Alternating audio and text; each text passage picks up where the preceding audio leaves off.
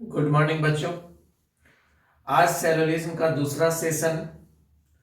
इस सेशन में हम देखने वाले हैं कि जब एक आधार वाक्य पॉजिटिव हो और दूसरा आधार वाक्य निगेटिव हो तो उसका हम निष्कर्ष कैसे निकालते हैं।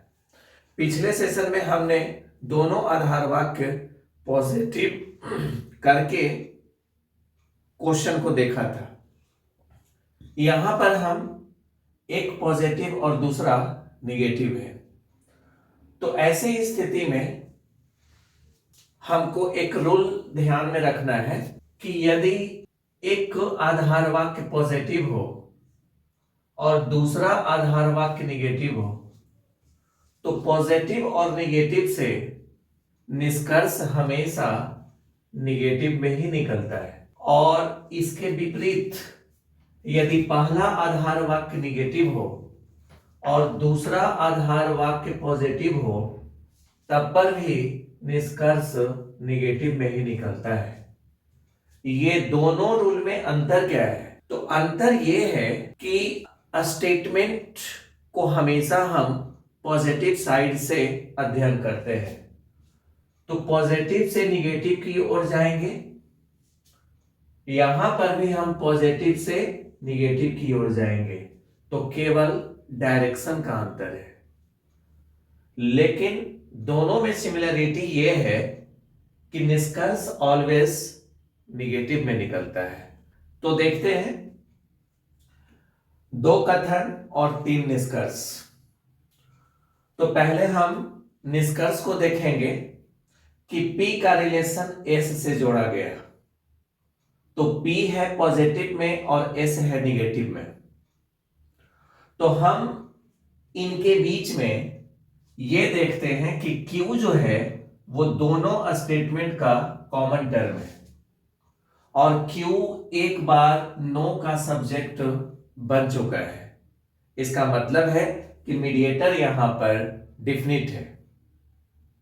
हमको पता होगा कि पिछले सेशन में हम एक रूल को बतलाए कि जो कॉमन टर्म होता है उसको कम से कम एक बार ऑल या नो का सब्जेक्ट होना चाहिए।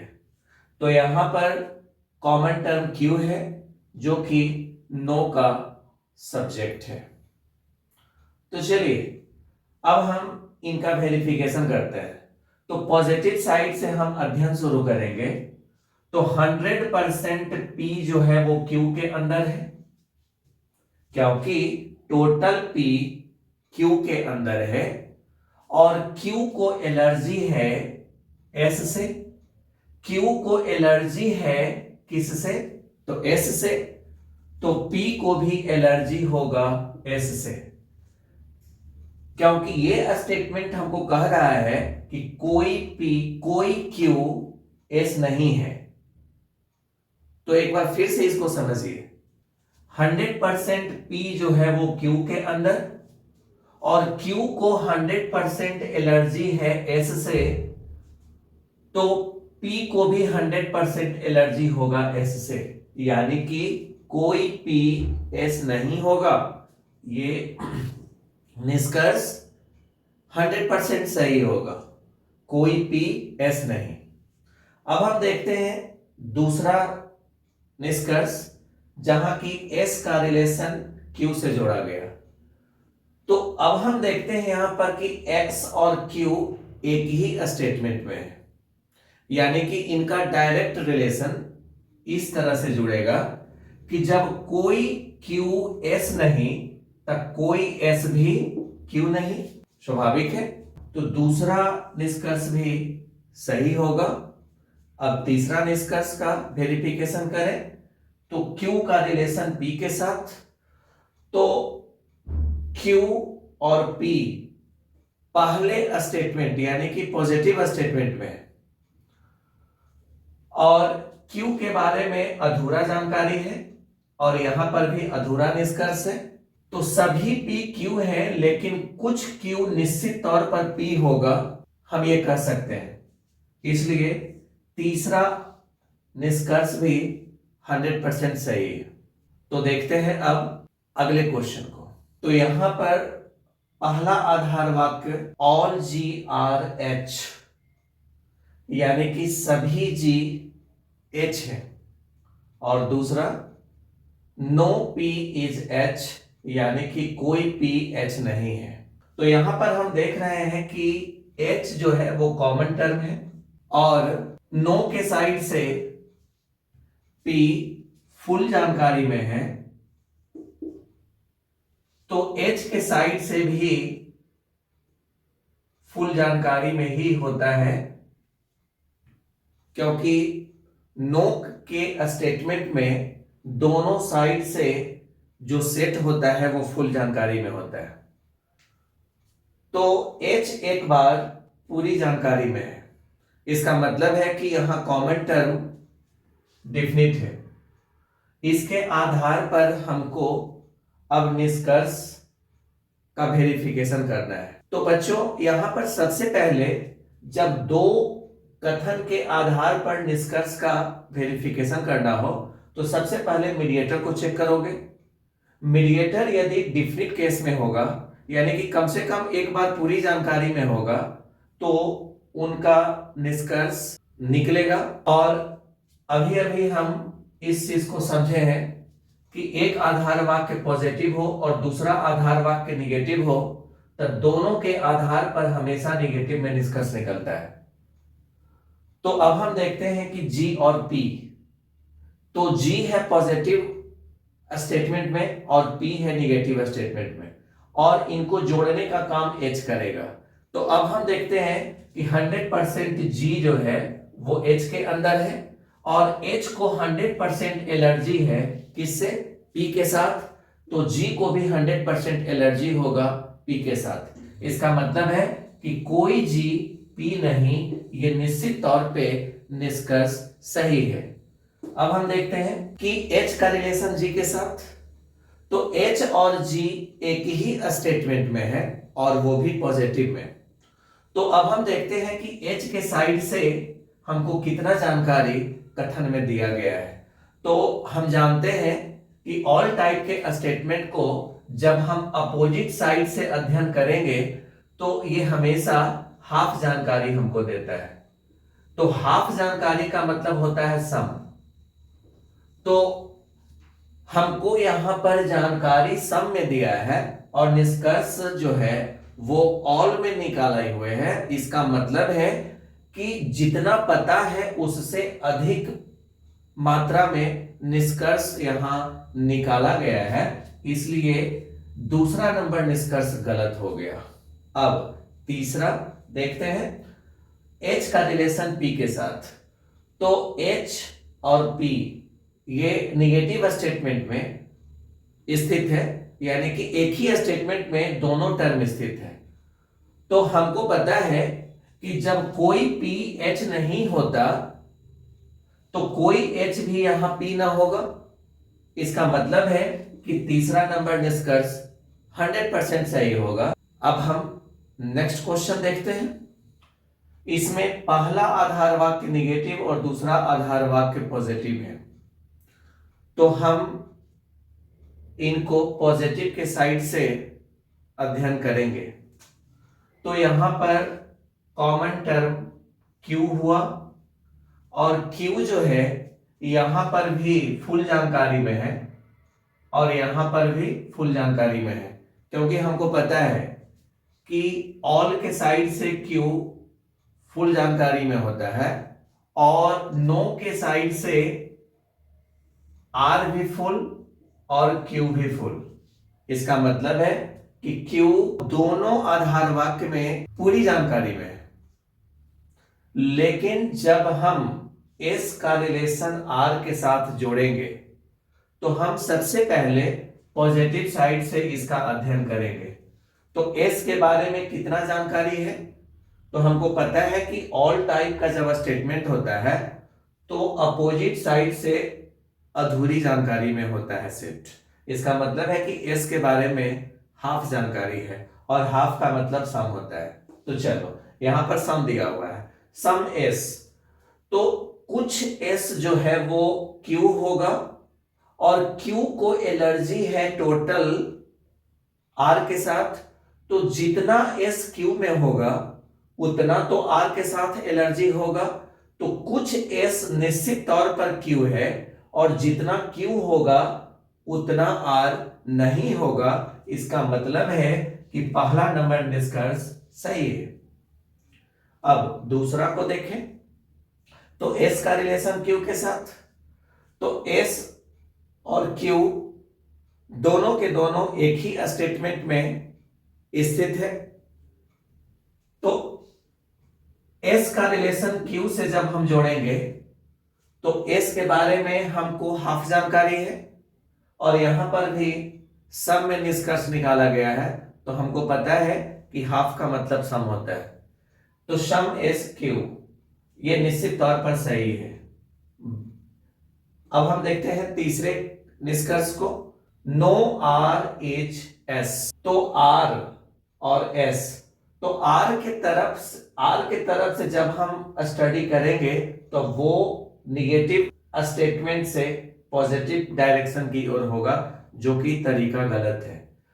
ऑलवेज हमको पॉजिटिव साइड से निगेटिव के तरफ जाना है। तो पॉजिटिव के साइड से जब हम निगेटिव का निष्कर्ष निकालेंगे तो कुछ एस क्यू के अंदर होगा और क्यू को जब एलर्जी है आर के साथ, कुछ एस को भी एलर्जी होगा किसके साथ, आर के साथ। तो यहां पर कुछ एस आर नहीं है, तो अब आर एस के साथ उसका रिलेशन हो भी सकता है और नहीं भी हो सकता, क्योंकि हमको पता है कि जब कुछ एस नहीं है आर, शेष एस के बारे में पता नहीं कि वो आर है कि ना है। और दूसरी बात कि आर भी एलर्जी करेगा एस से, ये कोई जरूरी नहीं है। सम नॉट का जो केस होता है वो अपने आप में डाउटफुल होता है। इसका मतलब है कि तीसरा नंबर निष्कर्ष गलत होगा। अब हम देखते हैं अगले प्रश्न को। तो यहां पर पहला आधार वाक्य पॉजिटिव और दूसरा आधार वाक्य नेगेटिव है और ये सम और दूसरा नो टाइप का स्टेटमेंट है। तो हम सबसे पहले देखते हैं निष्कर्ष को। ए का रिलेशन सी से जोड़ा गया, तो ए है पहले में और सी है दूसरे में, तो एक पॉजिटिव और एक नेगेटिव, निष्कर्ष नेगेटिव में। चलिए यहां तक तो सही है। अब हमको देखना है कि ए के बारे में हमको कथन में हाफ जानकारी है और यहां पर भी हाफ ही निष्कर्ष है। अच्छा, और यहां पर कॉमन टर्म भी डिफिनिट है और नॉट सी, इसका मतलब हुआ कि जितना ए बी के अंदर होगा,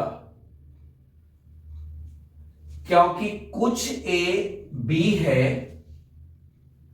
और बी को टोटल एलर्जी है सी से,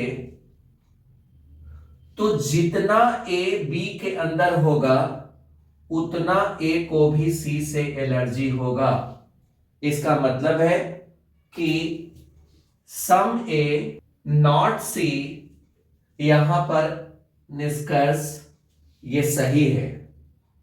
और हमको पता है कि कुछ ए नहीं है सी, तो सी का ए के साथ जो रिलेशन होगा वो हो भी सकता है और नहीं भी हो सकता है। इसको एक एग्जांपल के थ्रू आप ऐसे भी समझ सकते हो कि ए को एलर्जी है सी से, तो सी भी ए से एलर्जी करेगा, ये कोई जरूरी नहीं है। सम नॉट का जो केस होता है वो अपने आप में डाउटफुल होता है। तो जब निष्कर्ष यहां पर सम नॉट में निकला, तो अब इसी के थ्रू हम इसका वेरिफिकेशन कर सकते हैं कि ये कोई जरूरी नहीं है कि सी भी ए से एलर्जी करेगा ही। इसका मतलब है कि ये निष्कर्ष अपने आप में गलत हो जाएगा। और ऐसे भी निगेटिव के तरफ से पॉजिटिव में हम नहीं जाते, निगेटिव के तरफ से हम पॉजिटिव के तरफ नहीं जाते, तो ऐसे भी ये गलत होगा।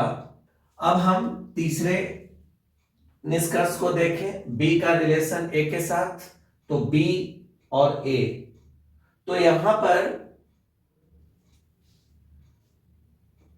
कुछ भी निश्चित तौर पर ए के अंदर होगा, क्योंकि बी के साइड से जब हम अध्ययन करेंगे तो बी के बारे में हमको हाफ जानकारी है और यहां पर भी हाफ ही निष्कर्ष निकल रहा है, तो तीसरा नंबर निष्कर्ष सही होगा।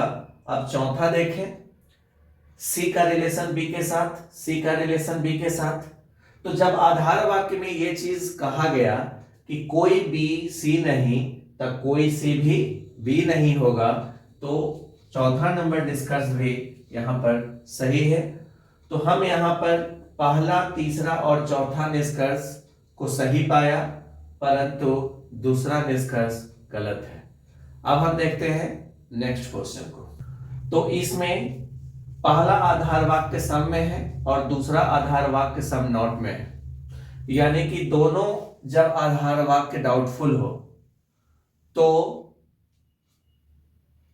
यहां पर मीडिएटर के थ्रू निष्कर्ष नहीं निकलता। तो ऐसे स्थिति में P का T के साथ या T का P के साथ कोई निष्कर्ष नहीं निकलेगा। और ऐसे भी यहां पर जो मीडिएटर है, यहां भी अधूरी जानकारी में और यहां पर भी अधूरी जानकारी में, तो जब मीडिएटर दोनों जगह पर अधूरी जानकारी में हो तो उस मीडिएटर के थ्रू हम रिलेशन नहीं जोड़ते। तो ऐसे स्थिति में P का रिलेशन T के साथ या T का रिलेशन P के साथ, ये दोनों निष्कर्ष गलत होगा। अब हम देखते हैं Q का रिलेशन P के साथ, तो Q और P ये दोनों के दोनों एक ही स्टेटमेंट में स्थित है। तो जब हम Q का रिलेशन P के साथ जोड़ेंगे तो Q के बारे में हमको अधूरी जानकारी है और यहां पर भी अधूरा निष्कर्ष है। इसका मतलब है कि तीसरा नंबर निष्कर्ष सही हो गया। अब हम चौथा नंबर निष्कर्ष को देखें, तो T और Q ये दोनों के दोनों दूसरा स्टेटमेंट में है जो कि निगेटिव में है, और सम नॉट का जो स्टेटमेंट होता है उसके आधार पर किसी भी नतीजा पर नहीं पहुंचा जा सकता, क्योंकि कुछ Q नहीं है T, शेष के बारे में पता नहीं, और T भी एलर्जी करेगा Q के साथ, ये कोई जरूरी नहीं है। तो जहां सम नॉट का स्टेटमेंट आपको दिखाई दे और उसके आधार पर यदि निष्कर्ष निकाला गया हो तो सम नॉट के आधार पर कोई भी निष्कर्ष सही नहीं होता। इस आधार से हम चौथा नंबर निष्कर्ष को तुरंत गलत करेंगे। अब हम देखते हैं कुछ और भी इंटरेस्टिंग क्वेश्चन को। तो ये क्वेश्चन एक्सेप्शनल है, अपवाद। यहां पर हम स्टेटमेंट को निगेटिव के तरफ से स्टडी करते हैं। अभी तक जितना भी पॉजिटिव निगेटिव स्टेटमेंट को हमने अध्ययन किया, तो अध्ययन हमेशा हम पॉजिटिव के साइड से करते हैं, लेकिन ये उस रूल के दायरे में नहीं आता। जब एक आधार वाक्य पॉजिटिव हो और दूसरा आधार वाक्य निगेटिव हो और निगेटिव में भी वो सम नॉट में हो, तो यहां पर सबसे पहले मीडिएटर को आप समझने का प्रयास करो। तो यहां पर मीडिएटर B है और आपको पता है कि ऑल टाइप के स्टेटमेंट में जो दूसरा सेट होता है वो अधूरी जानकारी में होता है और पहला सेट पूरी जानकारी में होता है। सम नॉट में यहां पर C अधूरी जानकारी में है लेकिन B पूरी जानकारी में है, तो मीडिएटर यहां पर डिफिनिट हो गया। यहां पर B फुल जानकारी में है, फुल। तो ऐसे स्थिति में जब 100% A बी के अंदर है और इस स्टेटमेंट में कहा गया कि कुछ सी नहीं है बी, यानी कि कुछ सी को एलर्जी है बी से और 100% ए बी के अंदर है, तो हम ये कह सकते हैं कि कुछ सी को एलर्जी होगा ए के साथ भी। तो पहला निष्कर्ष सही हो गया और हमको पता है कि इसका कन्वर्जन कुछ सी को एलर्जी है ए से, तो ए भी सी से एलर्जी करेगा, ये कोई जरूरी नहीं है। तो सम नॉट का कन्वर्जन सम नॉट में नहीं होता, यानी कि यहां पर ये निष्कर्ष, पहला निष्कर्ष सही है, लेकिन उसका कन्वर्जन से जो निष्कर्ष निकाला जाएगा वो निष्कर्ष गलत होगा। अब तीसरा नंबर देखा जाए, बी का रिलेशन ए के साथ। तो बी और ए एक ही स्टेटमेंट में है, यहां पर डायरेक्ट इनका रिलेशन जुड़ेगा। तो बी के तरफ से ए को जब हम रिलेट करेंगे तो बी के बारे में अधूरी जानकारी है और यहां पर भी अधूरा निष्कर्ष है। इसका मतलब हो गया कि तीसरा नंबर निष्कर्ष सही है। अब हम देखते हैं नेक्स्ट क्वेश्चन को।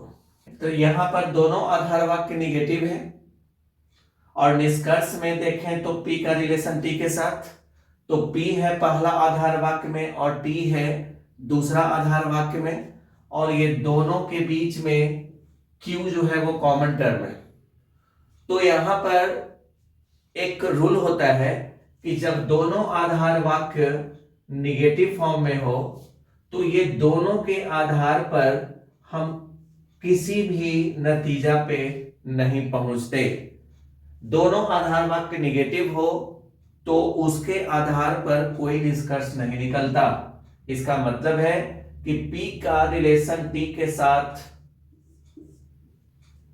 कंफर्म नहीं होगा, उसी तरह से T का भी रिलेशन P के साथ कंफर्म नहीं होगा।